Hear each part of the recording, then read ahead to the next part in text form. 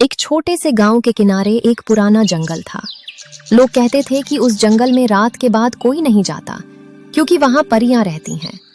गांव में एक 15 साल का रहता था आरव। उसके पिता बीमार थे और घर में पैसे नहीं थे। एक रात आरव लकड़ियां लेने जंगल चला गया।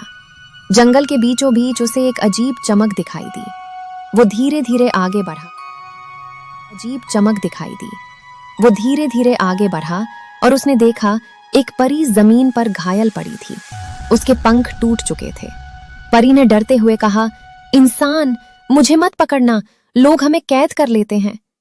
आरव ने अपनी पानी की बोतल आगे बढ़ाई। मैं तुम्हारी मदद करूंगा। परी हैरान थी क्योंकि सदियों में पहली बार किसी इंसान ने बिना लालच उसकी मदद की थी। आरव कई दिनों तक चोरी छिपे जंगल जाता रहा। वो परी के लिए खाना लाता, जड़ी बूटियां लाता। एक दिन परी ने कहा, मैं तुम्हें एक जादुई पत्थर दे सकती हूं, इससे तुम्हारी हर इच्छा पूरी हो जाएगी। आरव कुछ देर चुप रहा, फिर बोला, अगर सच में मदद करना चाहती हो तो मेरे पिता को ठीक कर दो। परी मुस्कुराई। उसने अपनी हथेली आरव के सिर पर रखी। अगली सुबह आरव के पिता बिल्कुल स्वस्थ थे, लेकिन उसी रात पूरा जंगल कांपने लगा।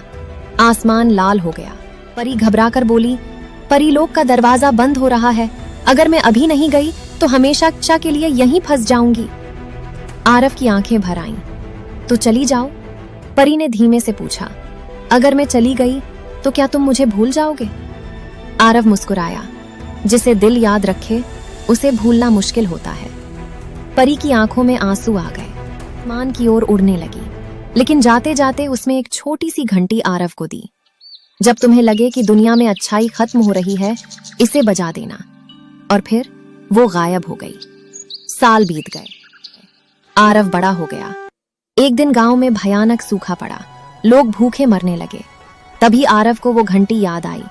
उसने कांपते हाथों से घंटी बजाई। पूरा आसमान चमक उठा। हजारों परियां बादलों से नीचे उतरीं और उनके बीच वही परी खड़ी थी। वो मुस्कुराई और बोली, तुमने उस दिन एक परी को नहीं बचाया था, तुमने इंसानियत को बचाया था।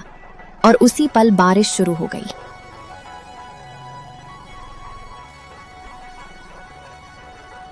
अच्छाई और निस्वार्थ मदद कभी व्यर्थ नहीं जाती। अगर आपको ये जादुई कहानी पसंद आई हो तो वीडियो को लाइक, शेयर और चैनल को सब्सक्राइब जरूर करें ऐसी ही शानदार कहानियों के लिए।